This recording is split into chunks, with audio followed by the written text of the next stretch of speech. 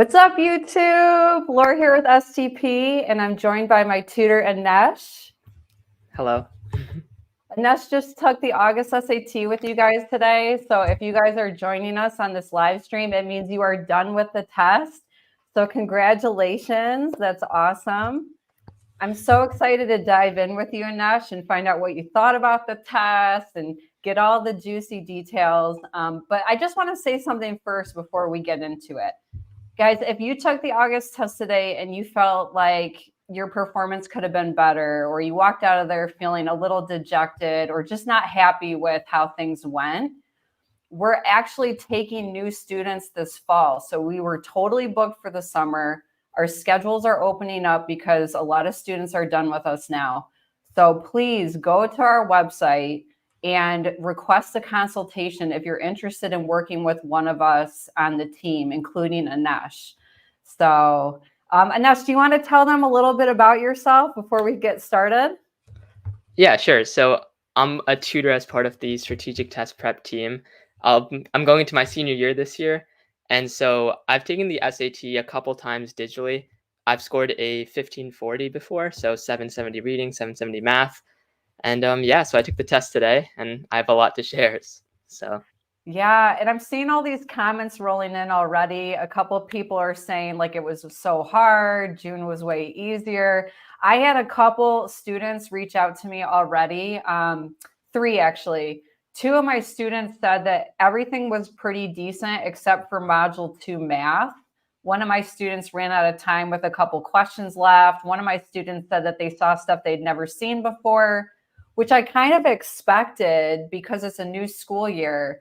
But I'm so interested, Inesh, to hear what you are thinking as well, because that's been kind of the general consensus right now, is that the math was hard. So I'm going to throw some questions at you, and you guys out there in YouTube land, let us know in the chat if you have any other questions for Inesh, or if you agree with what he's saying. We would love to hear your thoughts since you took the test as well. So let's just start with here's my first question for you, Inesh. A lot of people are saying that you should take Blue Book practice tests 5 and 6 because 5 and 6 are more recent, so they're more relevant to the real tests. In your experience today, do you feel like Blue Book tests 5 and 6 are in line with what they're testing right now? Yes or no, and why? I would definitely say yes. I think that when it comes to Blue Book exams across the board, I would say that the English is a pretty good example for what to expect on test day. And then in terms of math, they're definitely reusing and kind of recycling a lot of different topics and ideas that we see from Blue Book's exam 5 and 6. But I also think that the first 4 now are also like great examples for what to expect on test day, especially since a couple weeks ago they did an update to the Blue Book practice exams, which now has like harder questions and whatnot, all to represent what you'll see on test day. Yeah, that's so interesting. And I know that we talked about the changes specifically with those first 4 tests. We were anticipating a tougher graph question on there, and also having to read the bullet points for the notes. Did you find that those things came to fruition on this test? Definitely on the graph questions, I saw a lot of graphs and tables on Module 1, and then also some more difficult reading and graph questions on Module 2. And then for the notes portion, personally, I didn't read any of the notes still, and I think it was fine. I did skim through just because we saw them make that change to, I think, Blue Book Exam 1, but I don't think that was needed for this exam. Okay, interesting. Okay. Now, everybody so far, like I was working with international students last year on the digital SAT, and even into 2024 with the US students coming on board, everybody has been complaining that these real official tests are harder than the practice tests. Do you agree with that? I would say across the board, it's definitely getting to a similar level. But I feel as though whenever it comes to actual test day, you can always expect to see a couple new question types or something that's a little bit different from what you've been seeing on the Blue Book exams. So difficulty wise, I would say it's pretty similar, but always be ready for something new is what I would recommend. Yeah. And I'm going to piggyback off of you because I agree with that. And I also feel like even though they test the same concepts over and over, they always throw a curveball or there's like a new twist.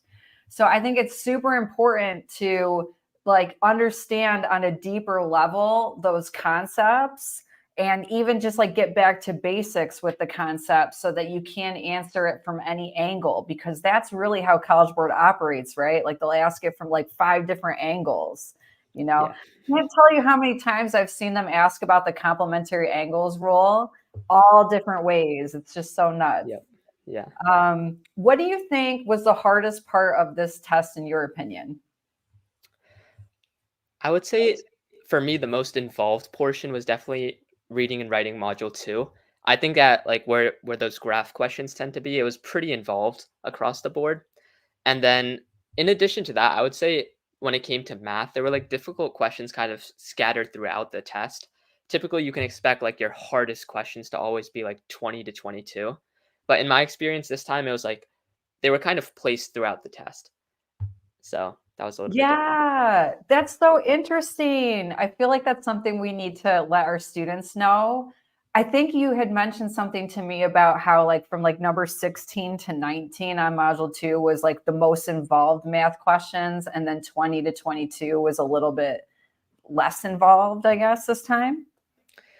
Yeah, I would say it's definitely test to test, but I think that before a lot of people went into the exam with the mindset that they would allot a lot of time for maybe questions 20 to 22 specifically. But I think now the SAT is changing it a little bit. So you might be spending a little more time up front on something, and then there might be a really quick way to solve one of the questions towards the end. And so if you know that way, you'll get it pretty quickly. Otherwise, it definitely takes a lot of time. So Yeah, you need those ninja math skills.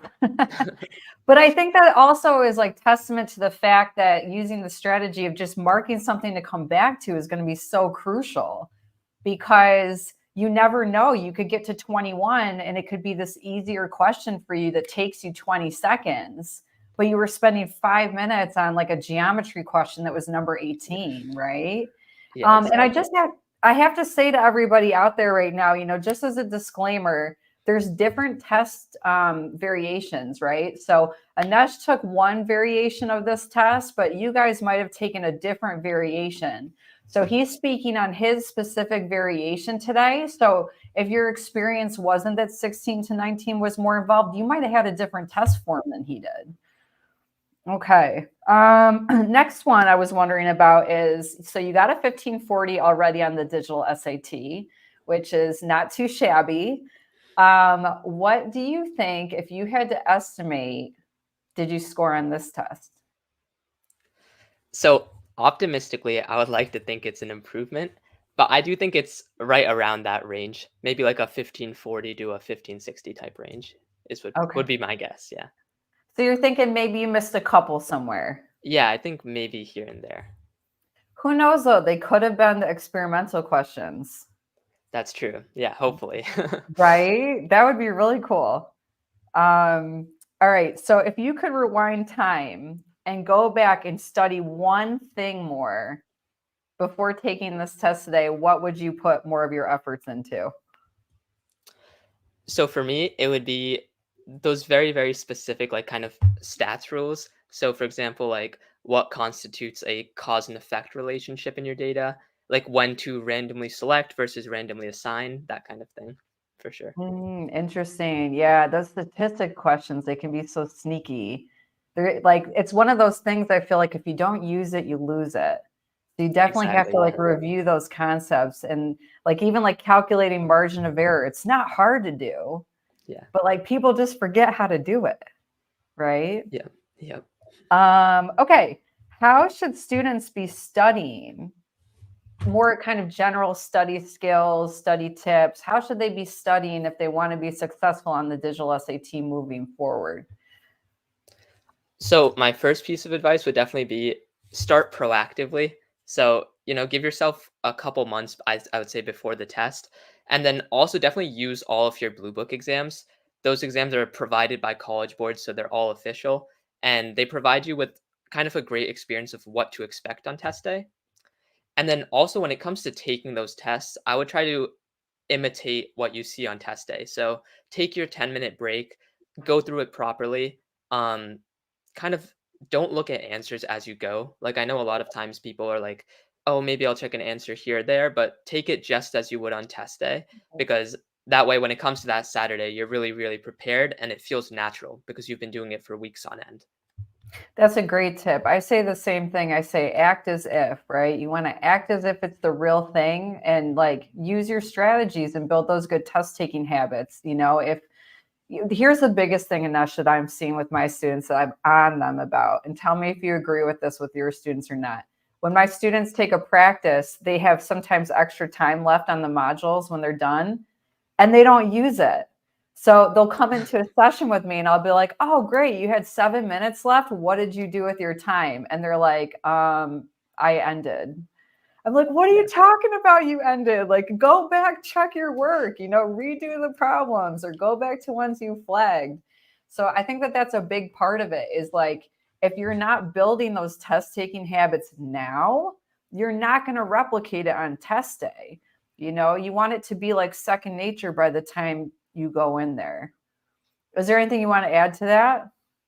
No, I totally do agree with that because when it comes to test day, if you have like 7 minutes left, for example, you're definitely going to go back to those questions you were a little bit unsure of.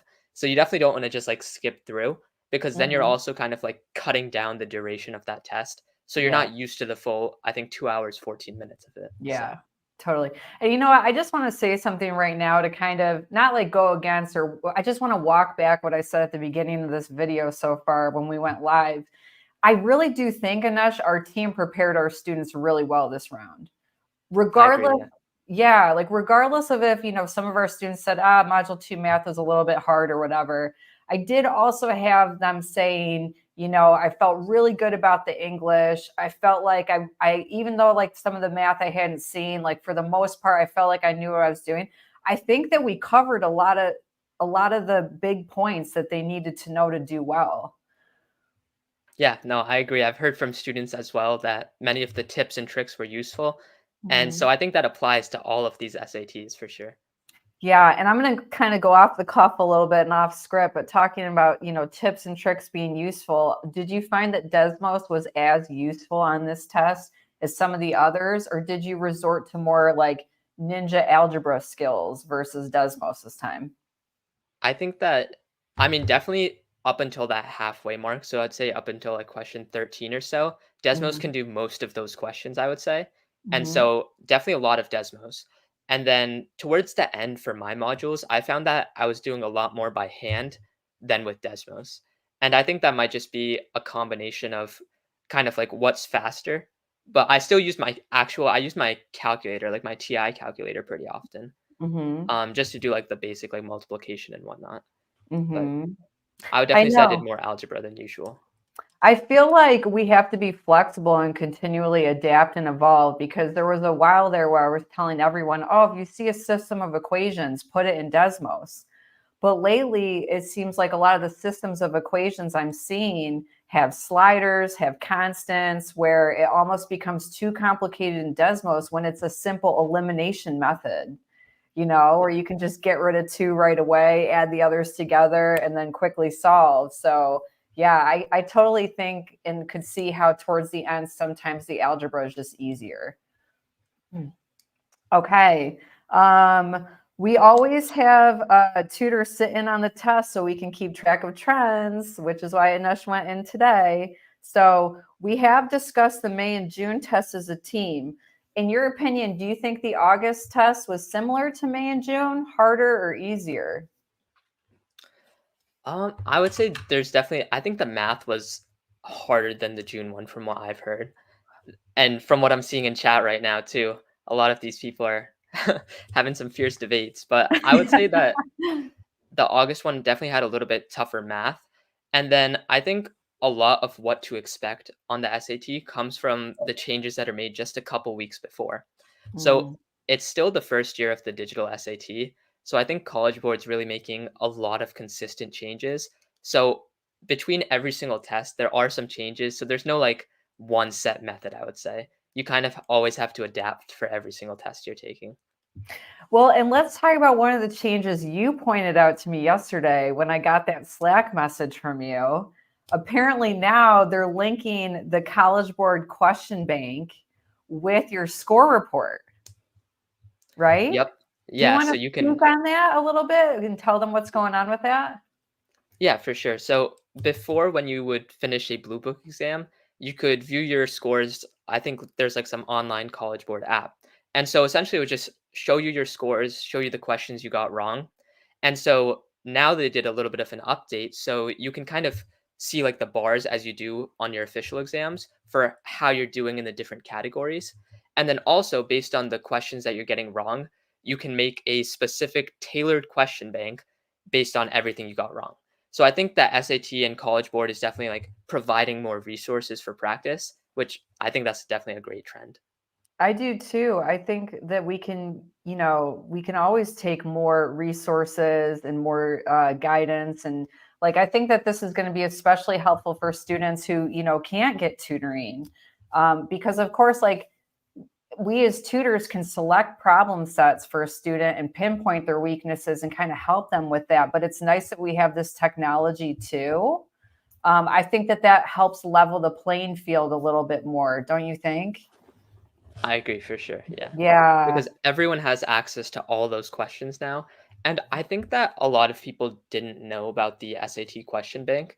And so I think that's College Board's way of kind of making it more well known as well. Yeah, it's integrated right with your score report so that you can access it right from there, right? Yep. That's awesome. Good job, College Board. You're doing some good things. Proud of you. Okay. What surprised you? And of course, speak generally. We can't get into specifics with the questions, but was there anything that surprised you about this test? Um, I would say honestly, overall, I think it was pretty as expected. We saw a lot of people online making their different predictions, but it was pretty standard compared to kind of what some other people were saying. Your English was Module 1 was pretty smooth. I think that's the general consensus from a lot of people. Module Mhm. 2 faced some tougher graphs, tougher reading comprehension questions, but I think across the board it was pretty expected. So yeah. All right, cool. Okay, that's nice to hear. Did you notice any new types of questions or formats on this test? I noticed that there were, at least for the one that I took, there were a lot more statistics questions, which Mm, I think we've seen a couple in the test prior, but it was definitely more prevalent in this one for me. okay. Um, were there any, well, no, let's skip that one because I feel like I've already touched on that with you. So, did you use any specific strategies during this test that you found particularly effective? Definitely for the reading and writing section, when it came to the notes, I was skipping the notes on the left-hand side and just reading the questions and the answers. I think Mhm, that's one of my like go-to tips and tricks. It saves a lot of mhm. time, just makes things more straightforward. And Did then, you? Oh, go yeah. ahead. Oh, I was gonna say one thing that I feel like a lot of people don't do is use the mark for review button when it comes to test day. Because Mhm. say you had like an issue with question 7, for example, by the time you finish 27, you're gonna forget exactly where that was. So just seeing that little red flag makes it really quickly just go to that question and resolve it. So Yeah, I just noticed a question coming into the chat that I wanted to address. Somebody said, I think I missed one of the math questions. Is it still possible to get an 800? Absolutely, because that question that you missed could have been an experimental question. I'm convinced I missed a question on the June and I ended up with an 800 in the math. So it's certainly possible. So yeah, hold on to that hope. You could do this. Um, okay. Or how did you manage your time during the test? Do you have any tips for time management for everybody out there watching right now? so personally, I go through all of the questions like 1 through 27 on the reading and then 1 through 22 on the math. I like to just keep kind of like a steady pace throughout it all. I allot like 30 seconds, I would say, for your vocabulary questions. I would say it depends on how involved the reading question is. For the first couple, I would say like maybe a minute tops. For the graph ones, I would say a little bit more. And then when it comes to your grammar and your notes questions, once again, I would say we're down to 30 to 40 seconds per question. I Mhm. think time management tip wise, I would definitely go, it's very person to person. So some people like to start at number 15 where the grammar is. Some people like to go all the way through. You should definitely take the tests and see what works for you. where your strengths and weaknesses, and then start there accordingly, is my piece of advice.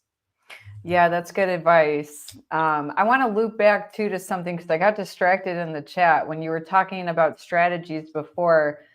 Did you find that, because one big strategy we teach our students is to look for 3 wrong answers when they're on a reading passage instead of the right answer?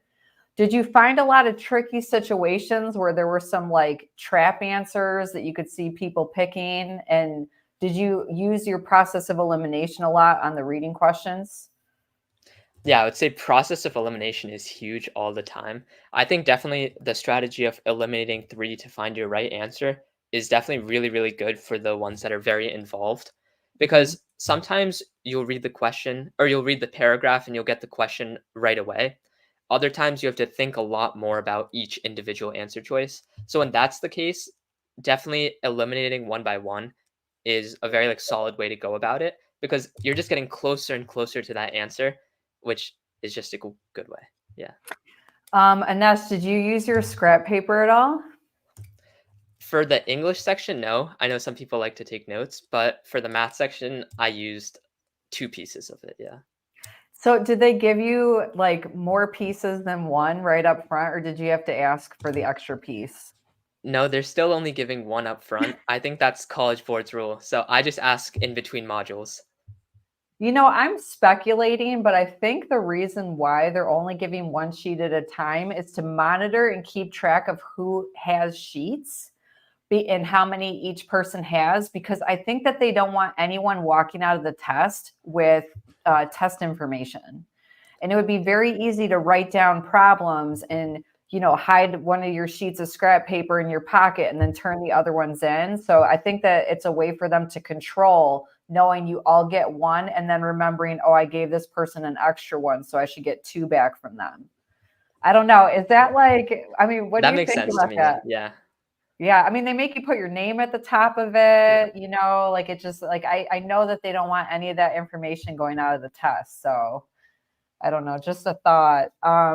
What kind of mindset or mental preparation do you think is important in tackling this test? Because let's face it, it's not just knowing the concepts, right? It's a psychological battle where, you know, you have to go into this test feeling confident, trusting yourself, not like second guessing and changing answers. How do you get mentally prepared? And do you have any advice for students on the psychological front? Definitely, like, as you're approaching the test day, it should be, like, a high priority for you, and plan accordingly. Definitely the night before, get a good 8 hours of sleep. When you come Mhm. to test day the morning of, definitely take some deep breaths before you hop right into it, because now it's like you put in the code, and then you choose when you start. So, make sure you're calm before you hit that start button, and then from there, when you're in the test, you might encounter a question that's pretty difficult. And so it's really easy to get in your head and think, oh, wow, like I'm definitely getting this one wrong. And so in a situation like that, just click on to the next one and keep going. And I would say revisit questions that are difficult because you don't want to get so caught up in one question that you're like killing a lot of time.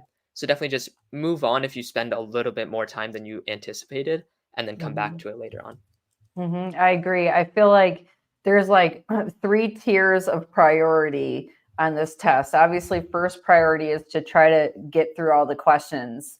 Priority 2 is to go back to any questions you didn't solve and try to do those again. And then priority 3 is to check your work on the questions that you've answered. So I think it's really important to use all of the time you have, right? I like what you said about being calm before you start the test. I mean, it almost seems kind of obvious, but you know, here's the funny thing. I feel like if a student's really anxious, they might be anxious to start and then they, you know what I mean? They hit the button and they're not like really in their body and like knowing Yeah. what's going on with them. Like you have to be aware of what's going on with you. It's like getting out of that sympathetic into the parasympathetic, right? Where you feel like you're calm, you can function on a high cognitive level when you're in that state. I think that that's like such a good point. Um, okay. How did the testing environment impact your performance today? Because I know when I took the June test, they had 2 windows open in the room and there was motorcycles going by outside and people were bumping music. And I'm thinking to myself, it's like 9 in the morning. Like, why am I hearing bass that loud right now at 9 in the morning? It was so aggravating for me. I actually got up and closed the windows, Oh, but I don't know. wow. I think it's a little bit easier for me because I'm not a student where I just I'm an adult. I've got nothing to lose. I just got up and went and closed them. But like, was there anything for you that distracted you in your environment today? No, actually, my testing center was great. There was over 200 students at it, so it was Wow.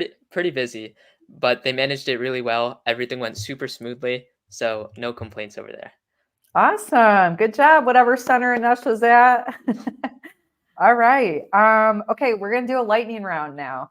And you guys out there on YouTube, if you want to answer these questions as well in the chat, that would be really interesting to hear how you handled this. So I'm just going to fire off 5 questions and I want you to give me like a quick response, okay? All right. Did you hide the clock or show the clock? I like to show the clock always. How much scrap paper did you use? 2 pieces, front and back. Pen or pencil? I prefer pencil. Ah, I'm a pencil person too. Yes. Everyone loves pen these days. I feel so left out. iPad, laptop, or Chromebook? I prefer to use the laptop, just easiest for me. Okay. And what was the percent of time you used Desmos on the math? Give me a percentage. I would say around 55% of the time.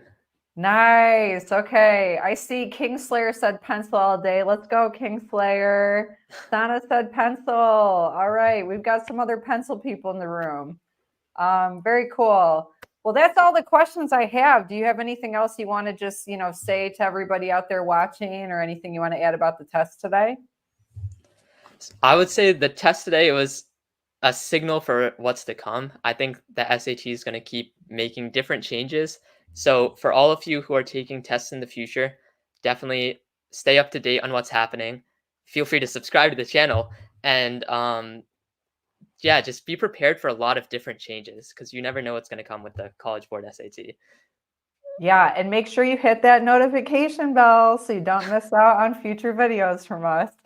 Also, too, just to reiterate, if you are still taking more SATs this year, especially if you're a junior or a sophomore just getting started, we are taking new students now for the fall cohort, and these spots aren't going to last long. So go to our website, strategictestprep.com, request a consultation, and you can meet with me, and I'll get you with a tutor on my team and come up with a prep plan for you so that we can help you get the score that you want. So anyways, Inesh, it's been awesome having you on my channel. Thanks for doing this first ever live video with me. Like, I'm honored to have you this is a historical occasion. Yeah, it's been great. It's been great. Yeah, your feedback has been awesome. I really appreciate you being a guest. So thank you. And thanks everybody for watching. Until next time, guys, happy prepping.